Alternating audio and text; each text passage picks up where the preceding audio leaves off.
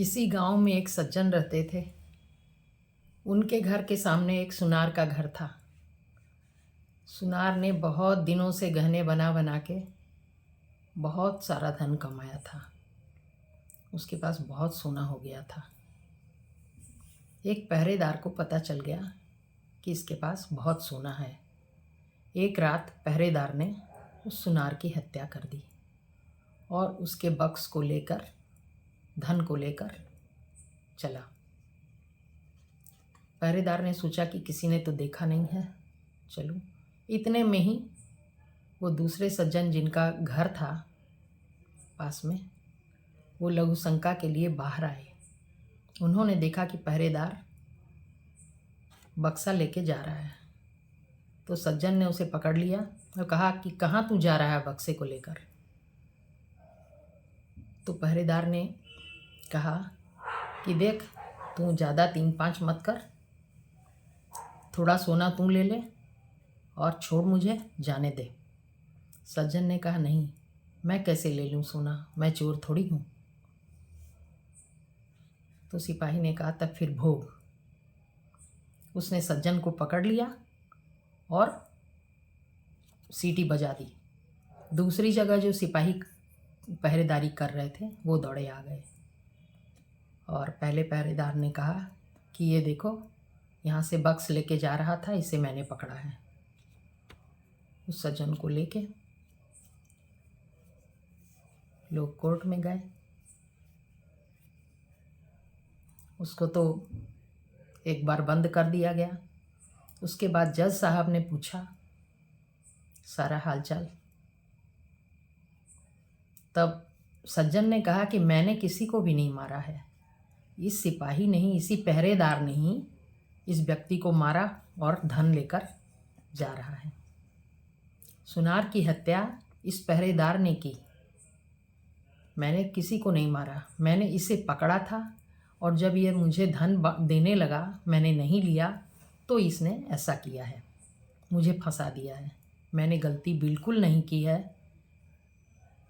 किंतु और सभी पहरेदारों ने कहा कि नहीं, हमने देखा है कि इसी ने सुनार को मारा है और यही धन लेके जा रहा है, क्योंकि सब मिले हुए थे। इस तरह करके वह व्यक्ति फंस गया। किंतु अंत में जब फांसी की सज़ा सुनाई गई तो उसने बहुत तकलीफ़ से कहा कि ये कैसा न्याय है भगवान का, भगवान के घर न्याय नहीं है, ये क्या हो रहा है मेरे साथ। मैंने तो चोरी की भी नहीं है, किसी की हत्या की भी नहीं, और मुझे फल मिल रहा है। उसकी आवाज़ में कुछ ऐसा था कि जज को अंदर से विश्वास हो गया कि यह सच कह रहा है। जज ने घटना का सही रूप पता लगाने के लिए एक उपाय सोचा। इन दोनों को ही जेल में एक बार बंद कर दिया गया, पहरेदार को भी और सज्जन को भी। दूसरे दिन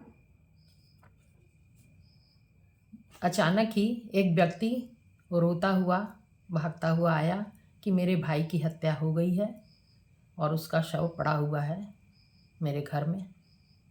तो जज ने उस पहरेदार को और उस सज्जन को, दोनों को उसका शव उठा लाने के लिए भेजा। तीसरा आदमी जो खबर देने के लिए आया था, भाई, मृतक का भाई, वो भी था। ये दोनों गए और देखा कि खाट पर खून बिखरा हुआ है और लाश कपड़े से ढकी हुई है।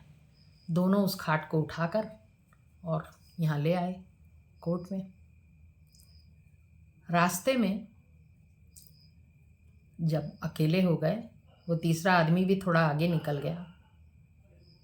तो सिपाही ने कहा, पहरेदार ने, कि कल अगर जो मैं सोना दे रहा था ले लेते तो सोना भी मिलता और इस तरह फंसते भी नहीं। देखो क्या हुआ, अब फांसी होगी ना, अब लेना आनंद। किंतु उस खाट पर एक जिंदा आदमी था, कोई शव नहीं था।